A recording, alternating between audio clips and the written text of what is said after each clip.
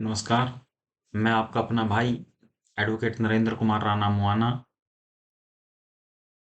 अब एक नई वीडियो के साथ मैं आपको आज की चर्चा में बीजेपी की जो बकाया चार्जशीट है, उनके जो टिकटों का वितरण है भारतीय जनता पार्टी की सूत्रों के हवाले से जो खबर मिली है, उसके बारे में जानकारी देना चाहता हूँ।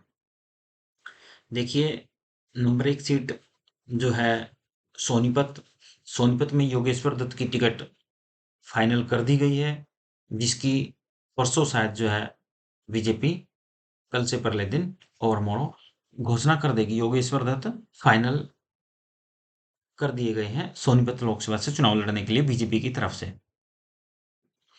और नंबर 2 पे है रोहतक। रोहतक में रणदीप हुड्डा वगैरह की बहुत सारे लोगों की चर्चाएं चली थी, बाबा बालकनाथ की भी चर्चा चली थी, लेकिन जो है क्योंकि दीपेंद्र हुड्डा की वहाँ स्थिति काफ़ी मजबूत बताई जा रही है, तो किसी को भी जो है किसी को भी जो है वहाँ पे जीत के नज़दीक ना माना गया। और लास्ट में जो है जो मौजूदा सांसद हैं अरविंद शर्मा, उनकी टिकट ही रोहतक से फाइनल कर दी गई है। और अब तक उनकी संशय में क्यों थी, ये भी मैं आपको बताता चलूँ कि जो मनीष ग्रोवर वहाँ के स्थानीय नेता हैं, बीजेपी के बहुत पुराने और सीनियर नेता हैं, मंत्री भी रहे खट्टर इस पहली सरकार में, उनके साथ जो है अरविंद शर्मा का 36 का आंकड़ा रहा है।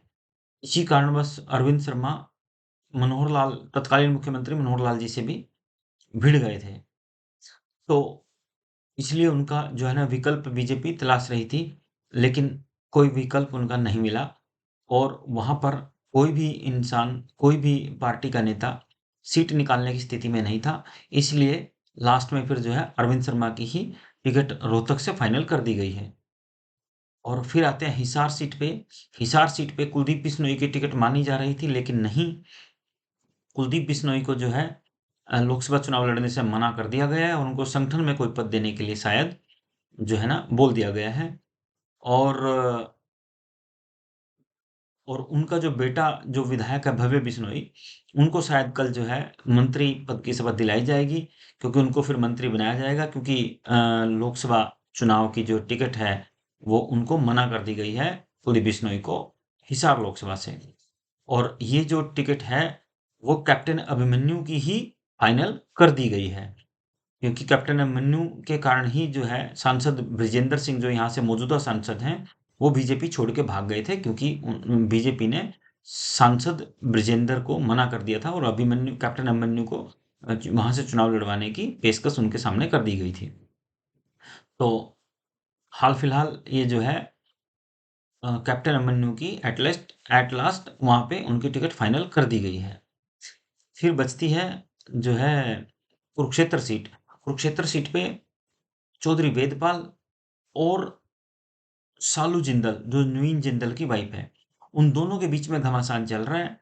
लेकिन माना यह जा रहा है कि शालू जिंदल को वहां पे टिकट के लिए बोल दिया गया है, लेकिन फिर भी जो है चौधरी वेदपाल का अभी भी वहां पे प्रयास जारी है। ये थी 4 टिकटों की जो 4 सीटें जो बाकी रह रही हैं लोकसभा की, जो वो मैंने आपको अपडेट दे दी है। कल शाम को या परसों ये जो है ना लिस्ट आउट हो जाएगी।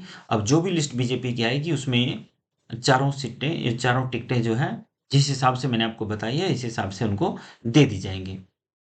फिर जो है नायब सैनिक कल यानी कि 16 16 तारीख को 16 मार्च को अपने मंत्रिमंडल का विस्तार कर रहे हैं, जिसमें भव्य बिश्नोई भी मंत्री पद की शपथ ले सकते हैं।